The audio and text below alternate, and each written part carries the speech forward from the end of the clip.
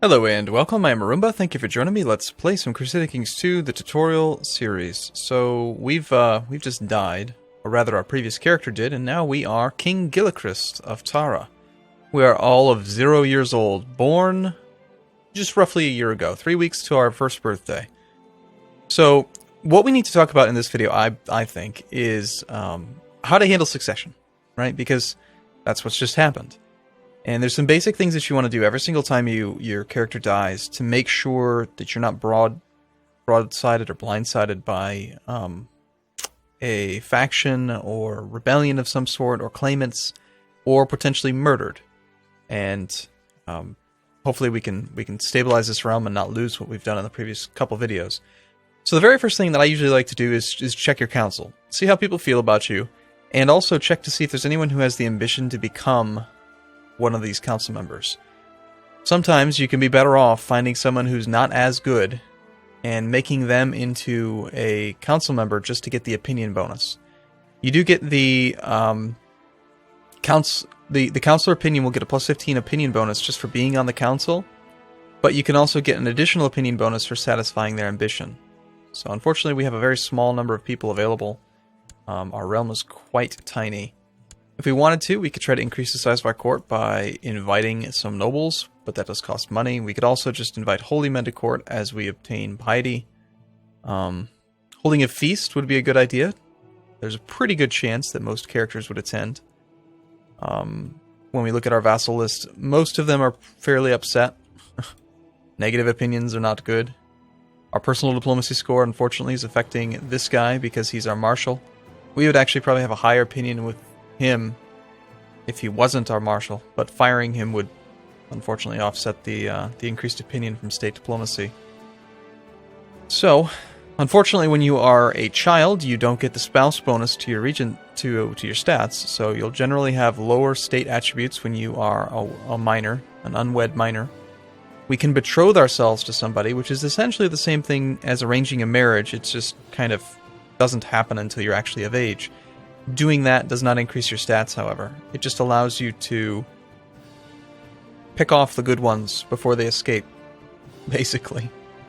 Now, we've played for quite a long time, but we haven't spent any time talking about traits either. We talked briefly about some of the virtues and the sins, or, virtues and sins. But there's a few notable traits that I want to talk about that, since we're on the topic of betrothal, that are very important to consider for long-term character and realm development. And those are strong, notice that okay, take like these icons. You see how it's circular? It's just a circular icon. And then notice that this strong icon is a heart-shaped icon.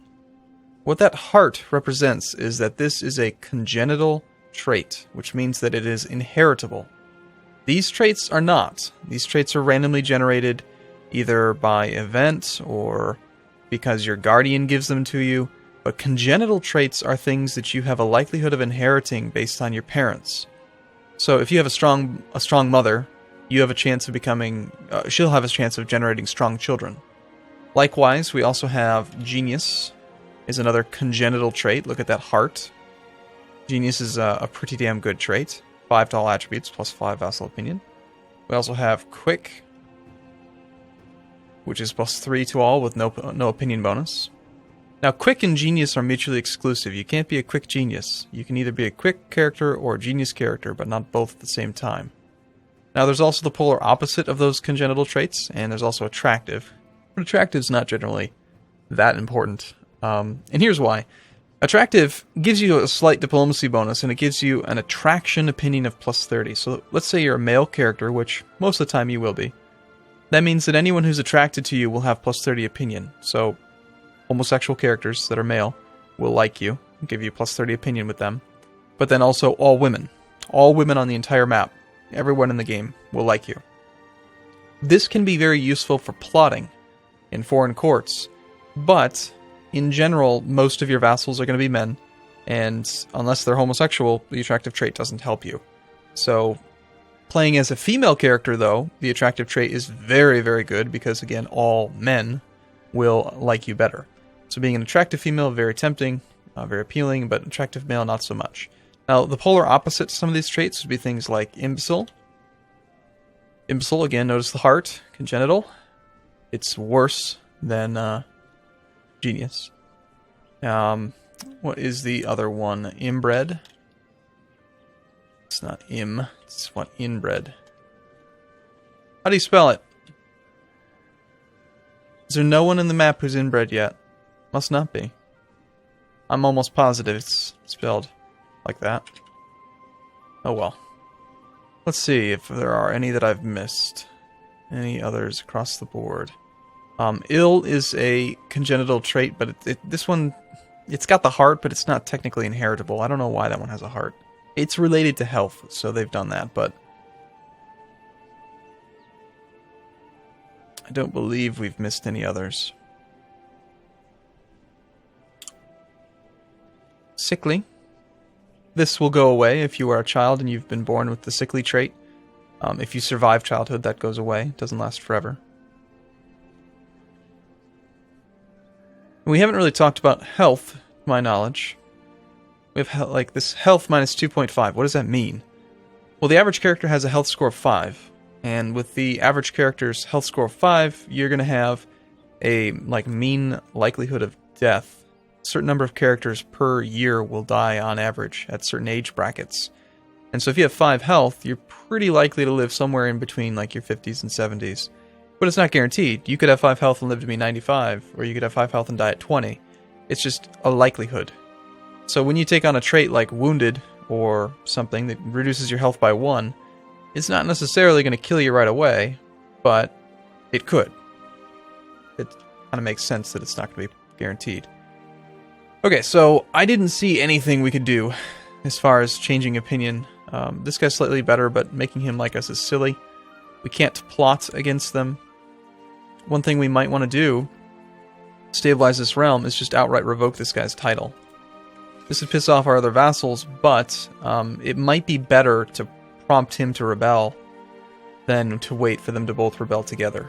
They might form a faction and join each other's faction. Now, factions are things where, like, characters have a claim, and so they can create a faction for it. To remove someone from a faction, you need to send your spy master to scheme. Vassal discouraged from joining factions, or noble encouraged from join your faction. So we have a very good spy master, and he actually does like us just a little bit since we sent him money and stuff. We're going to go ahead and see if we can get this character to quit his faction. Now, in order for a character to quit a faction via spy master, generally speaking, he's got to have certain traits that will make him likely to cave in. In this case, honest will help us. An honest character can be kind of brought to their senses and say, like, hey, you're a vassal, you swore a feudal contract, you need to get out of this faction. And he will do it. A character who's craven can be scared into leaving a faction. And there's some other traits that can affect it. But if we scheme in Tyrone, assuming again that that's the guy that's really upset. No, it's actually this guy who's really upset. Let's see if we can get him to leave his faction. He also leads the stronger army of the two.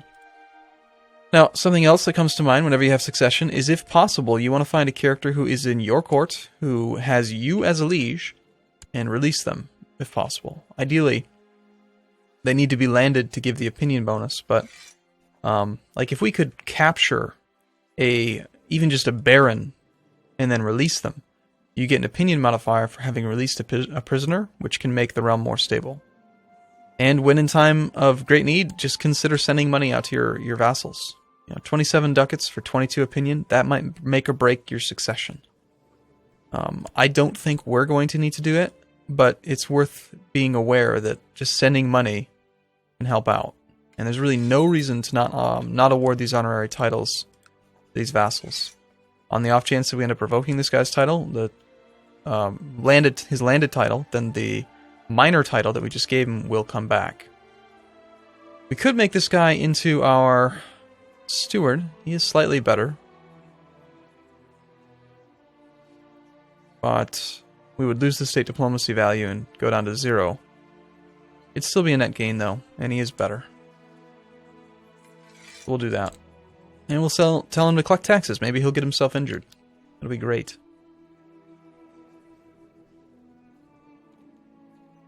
We don't really care about that bishop anymore. Now we've got our money on hand. We're going to keep that money on hand in case we need mercenaries to put down the rebellion. And somebody had mentioned in the comments that we should spend more time talking about strong claims, weak claims, and how all that stuff works. We will over time. Probably should have held a feast there. So, a summer fair is an event that happens between May and August and has a chance to give you some random traits. Not random, specific traits, depending on which decisions that you take. And so we'll enact both these decisions and go over what the outcomes are soon. This character can be ransomed. Who are you? Who is she to him? Her name is Fine. Okay. So her liege is Earl of Ormond. Is it your like lover or something? No. It is your mother. Ah. Okay. You can tell that because we can see this character is here, and then it says her children, and then there's the Earl of Ormond. Her child is the Earl of Ormond, so you're going to pay 10 ducats for your mommy. Okay. We'll take it. Rather than leave her to rot, let's go ahead and hold that summer fair. In the past, these events or these decisions used to be more powerful, but they nerfed them because so many players would just use them to mold their character into an ideal set of attributes and traits. We've given the order for a summer fair to be held in Desmond this summer. That'll happen immediately since it is summer. Okay, so here's a brand new topic, and this is an important one.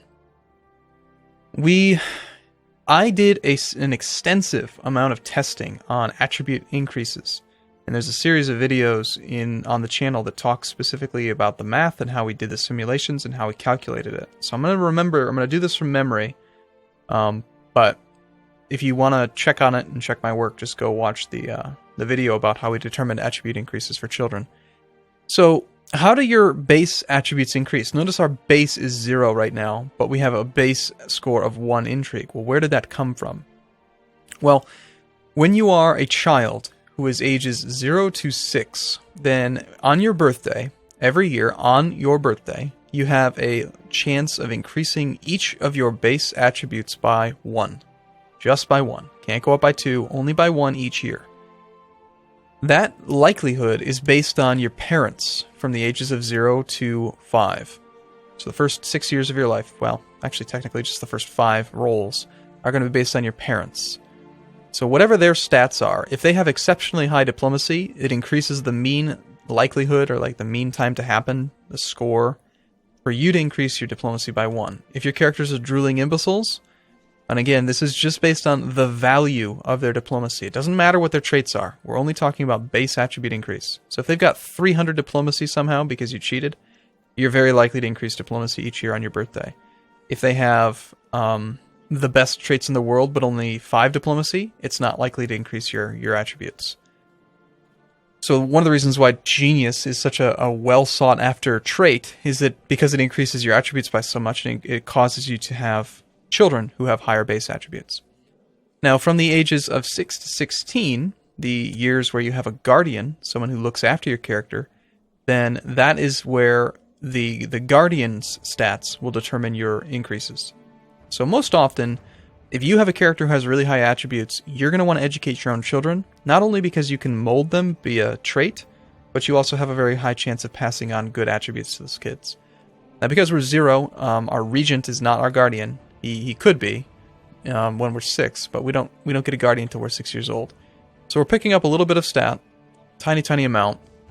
Unfortunately, we only got 2 out of the available 5 points.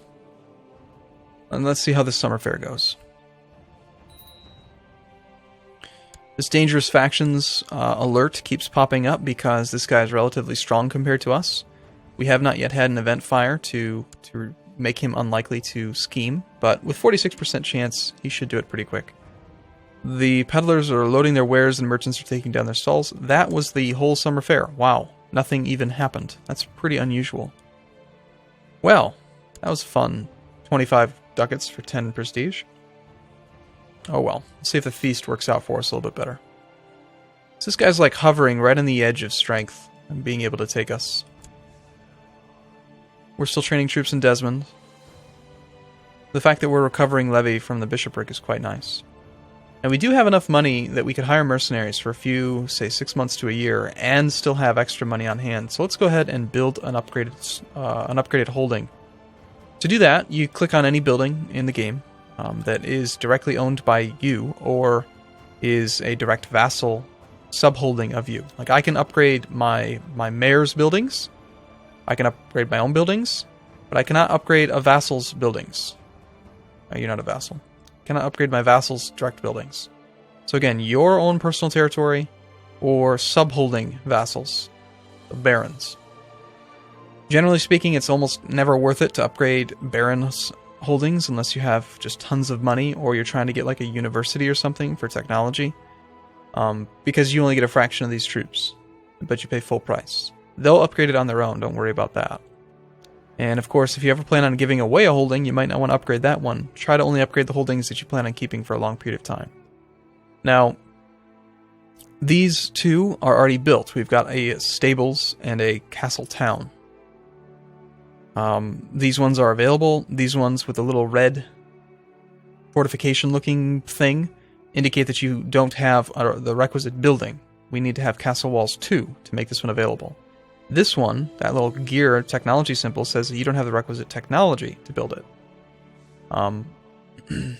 So we could try to build castle walls to unlock other structures, but for now, generally speaking, the best upgrade you can do for your money in the beginning of the game is the militia training ground. It's only 145 gold. Well, the base cost is 150, reduced by your construction technology, which reduces build cost. But the reason why this is the best is notice that it gives you 80 infantry and 10 archers. Now you might be thinking to yourself, wait a minute, you said infantry suck. They do. But every single troop that you get out of these upgrades increases the garrison directly and the levy. And the levy, of course, is modified by all of your increases, like the trained troops and owner martial skill. Wow. Our marshal must have, what, 10 martial? Yeah, that's fine. So, if we had to choose between building a barracks, which gives us 45 troops, and a militia training ground, which gives us 90, for the same cost, I would almost always take the militia training ground based on the arguments we talked about a few videos ago about more men beats fewer men. Even though light infantry aren't as good, more men beat fewer men. And on top of that, more men mean you can siege more holdings. When you're sieging something, it doesn't matter if you've got 1,000 heavy cavalry or if you've got 100 or 1,000 light infantry. It's just about numbers when it comes to sieges. And it's just about numbers when it comes to dissuading factions from attacking you. This guy's 45.5% relative strength to us is dependent upon his men versus our men, whether they're light infantry or heavy cavalry. So you can see why prioritizing numbers is more important than quality. So we will build the militia training ground. It's going to take 331 days, and that is going to significantly increase the number of troops that we can raise out of our capital. So, alright, I'm going to take a break here. I look forward to seeing you in the next video. Thanks for watching, everyone. See you soon.